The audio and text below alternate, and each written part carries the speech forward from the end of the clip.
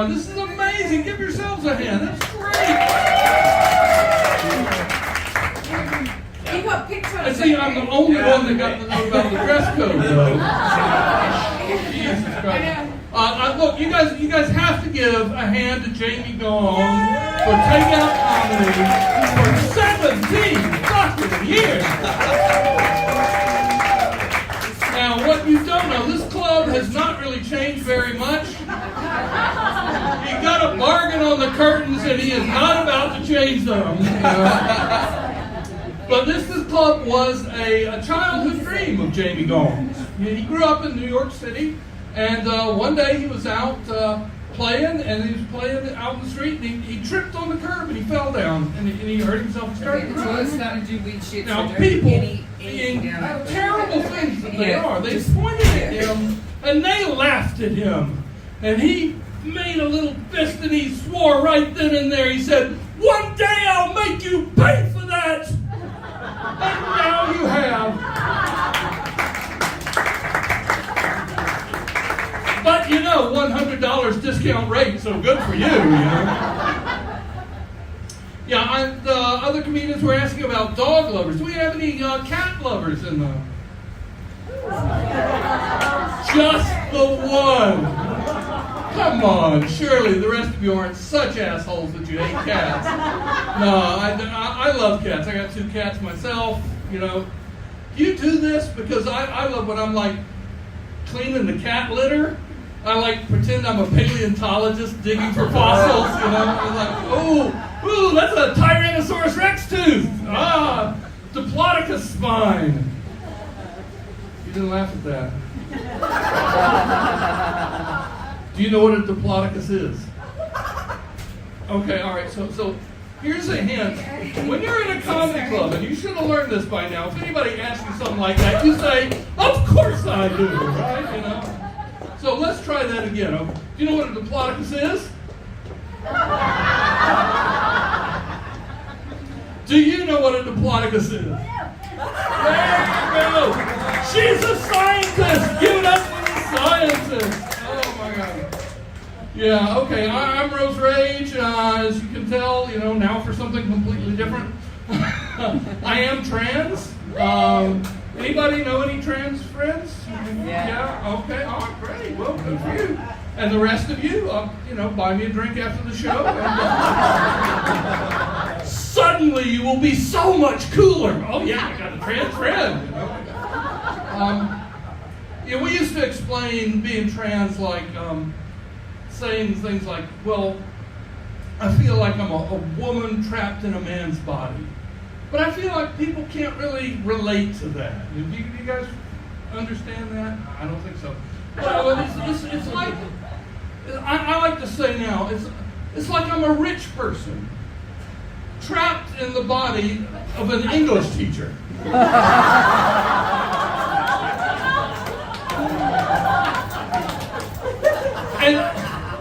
And the reason why is because, you know, I want Kardashian-level plastic surgery, but I just end up explaining pronouns to people all the time. It's bad. It's bad. I'm married. I've been married a very long time. I have been married for 43 fucking years. And I know you look at me and you go, "How could she find 43 different people to marry her?" But it's not that. It's actually, I've been married to one woman the whole time, which, you know, is a testament to how if you keep somebody in a dungeon in the basement, it works. I mean, you guys, that's not true. I mean, you know that's not true. No basements. The only guy who has a dungeon in the basement is Jamie Gong. And you're not going home tonight. No, it's really not true, because I'm kind of into that. And if we had one, I'd be going like, "Honey, it's my turn. Come out." I got kids. We had some parents in here. Who were the parents? Yay. Okay. Yeah. Great. Your vaginas work better than mine. Congratulations. Yeah, I got kids. And they're I even have grandkids now. I mean, I fucked once 35 years ago, so it's not that. Okay. No, so I do, and my son, their dad, he's sensitive to the trans issue. So he came to me. He said this wonderful thing. He said, "What would you like the children to call you?" And I thought about that for a while, and it's kind of hard, you know. And he said, "Granddad." No, not exactly. So then he comes up with Grandpa. Well, it's not getting any better, you know. But he's a smart guy, though. But he's in fintech, and honestly, I don't even know what that is. I think maybe it's stapling tiny computers to fish.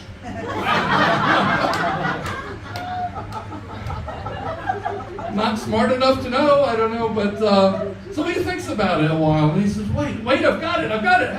How about they call you Trandad?" And I said, "How about they call me Brittany, bitch? Because I'm not a girl, but not yet a woman." And I'm not allowed to see them either. They're wonderful kids. It was tough growing up trans. I mean, I knew I wanted to be a girl ever since I was a little boy. And every time I had a birthday, I always wished for a Barbie. And I always got, not a Ken, but a G.I. Joe. You guys know what? Yeah. Okay. For the Brits, I think it's Action Man. Action Man. Yeah. Okay. Right.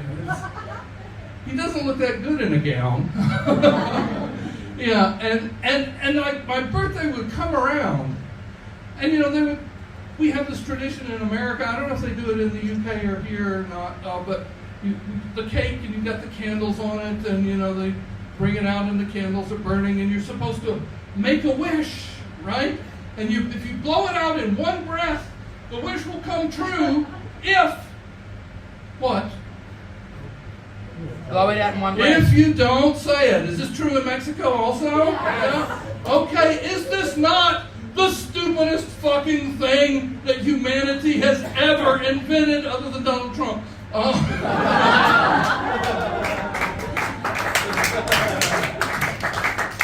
Because just think about it. You know, one party in this is going to be really, really excited, and then, you know, they are going to be terribly disappointed. And then the other party is going to be feeling like, wow, they did a great job. It's a lot like having sex with a straight man. I am so delighted for all the women in here that only got a chuckle, because every now and then somebody goes, "What?" Oh my God. And then, which one do you feel more sorry for? The woman or the guy she's with right then? Yeah, so I had this, and recently my wife gave me for my birthday, she gave me a toolkit. When I had wanted, you know, like some flowers or chocolates or sexy lingerie or date with a hot black man, you know, something. But she gave me a toolkit, and there was a screwdriver, and I'm not quite sure whether that meant, you know, I want you to screw me, or whether it meant screw you. But it was one of those, so thank you, Freud. And she gave me a hammer, and there was a hammer, and I thought, what do you do with a hammer when you're trans? And I started thinking, oh my God, yes. So I got my G.I. Joes. And I put my G.I. Joes out there, and I took the hammer, and I started smashing those little sons of bitches into tiny little pieces, and there's heads and arms and hands flying, and I'm screaming out all the agony of all the years of frustrations, and it's like Pearl Harbor with the Japanese pilots and their Zeros flying down going, Tora, Tora, Tora, which, who knew Japanese were Jewish? I had no idea. And there's bombs exploding everywhere and people screaming, and the chaplain's wife runs out, her hair is on fire, and blam! There's a giant explosion, and that bitch is dead! But that's okay because you never really liked her. Because she told people that she thought that you were gay. And then, blam, there's an explosion and it blows off your boy parts. But that's okay because you never really liked them because they just think that maybe you were gay. And then, boom, boom, in each chest, you get a piece of shrapnel and suddenly you're lying there bleeding out and a brave doctor runs out. He scoops you up in his arms. He runs you to the hospital. He puts bandages on your former boy parts. And there's nothing he can do because he's run out of bandages except put in the 2 double D implants that were scheduled to go in the chaplain's wife just that very day, but that bitch doesn't need them because she is dead. And then, I know there are some breast implant historians going like, hang on a second, Rose. Hang on a second. The breast implant was not invented until 1962. To which I say to you, what you don't know is that brave doctor was in fact the leading researcher for the U.S. Navy SEALs in breast implant flotation devices. And now I hear you military historians saying, just a minute, Rose. The U.S. Navy SEALs didn't happen until 1962. To which I say, hey, proof positive. It couldn't possibly be a coincidence that both breast implants and Navy SEAls happened in 1962. The U.S. military is well known for keeping secrets from civilians. And so by 1962, probably their breast implant flotation devices had straws that were self-inflatable with a whistle on one and a light on the other. And I am out of time. I'm Rose Rage. Thank you very much.